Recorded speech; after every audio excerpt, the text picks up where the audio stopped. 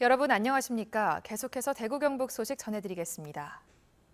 대구와 경북 지역은 구름이 많이 낀 가운데 오후에는 곳에 따라 최고 60mm가량의 소나기가 오겠습니다. 오늘 아침 최저 기온은 대구 23.6도 등 22도에서 25도의 분포를 보였고 포항 지역은 25.5도로 열대야 현상이 나타났습니다. 낮 최고 기온은 대구 33도, 경산 34도, 포항 32도 등 30도에서 34도의 분포로 어제와 비슷하거나 조금 높겠고 습도가 높아 후텁지근하겠습니다. 포항 경제의 한 축을 담당할 것으로 기대를 모았던 영일만항이 물동량 감소로 적자에 허덕이고 있습니다.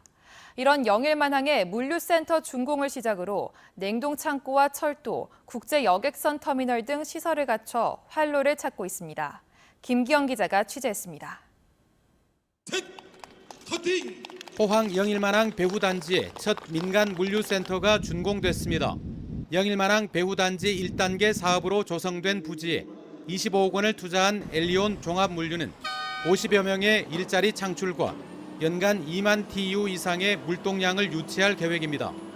이 물류센터를 이용해서 보관하다 나가는 경우가 많습니다. 그래서 이 물류센터가 생김으로 인해서 서비스적인 질적인 향상이 일어나기 때문에 화주들이 이 포항항을 더 이용할 수 있을 거라고 생각합니다.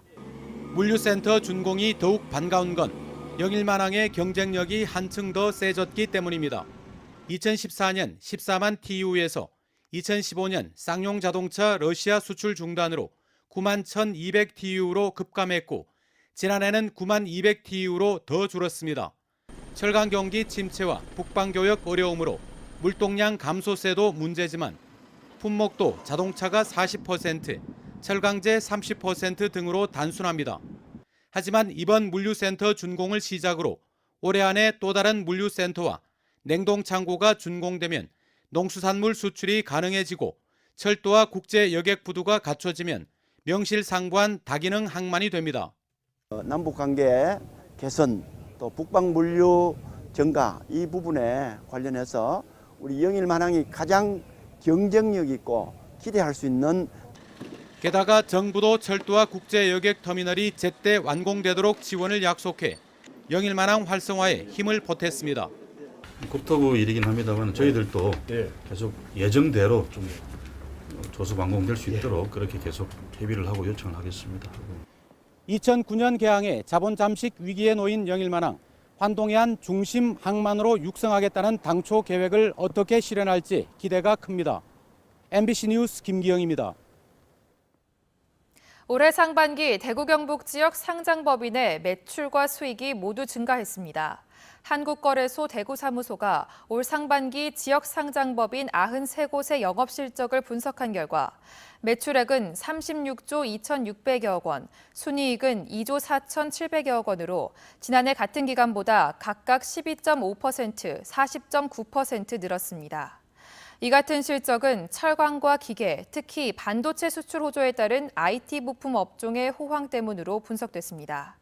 한편 지역 상장법인 가운데 상반기 흑자 기업은 전체의 87%인 76곳으로 나타났습니다. 대구시는 시민과 공무원의 아이디어를 시정에 반영하기 위해 정책 아이디어를 공개 모집합니다.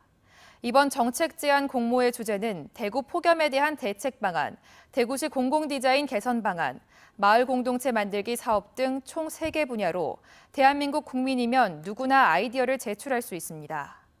응모는 대구시 홈페이지, 국민신문고 또는 방문 등 다양한 방법으로 참여할 수 있고 심사를 통해 최고 300만 원의 상금이 지급됩니다.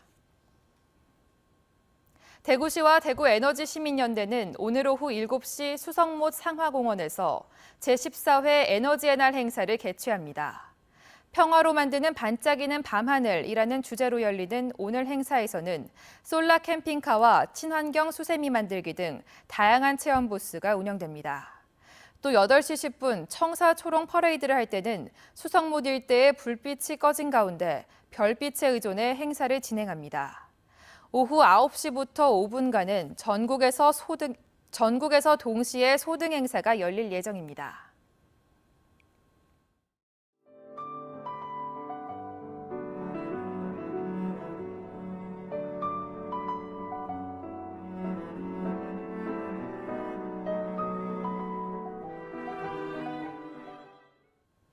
이상으로 MBC 생활뉴스 마칩니다. 시청해주신 여러분 고맙습니다.